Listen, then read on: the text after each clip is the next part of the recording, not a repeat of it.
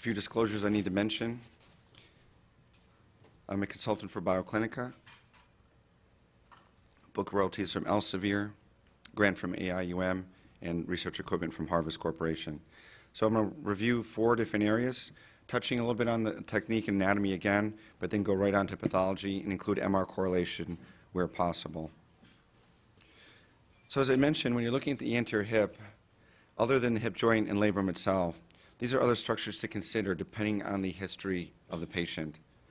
Iliopsoas bursa we mentioned, the iliopsoas, rectus femoris, and sartorius muscles, and then the groin area where the adductors attach or originate at the pubis, and we're also looking at the pubic symphysis. Now, inguinal hernias is a separate exam in itself.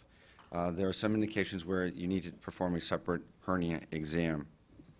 Most people feel that the sportsman's hernia, however, is related to a tendon problem rather than a true hernia. So if we look at the anatomy of the anterior hip, I want to just reemphasize the fact that the capsule is 2 to 4 millimeters thick, and it reflects back on itself, which explains the findings we see on ultrasound of the tissue of the femoral neck. And once again, this is where fluid will collect. This is where we'll look for fluid. This is where we'll put our needle into the hip joint. So here is the typical appearance of this capsule that's reflected on itself. Many times you can't make out the separate layers, but we know from the anatomy that's exactly what is happening.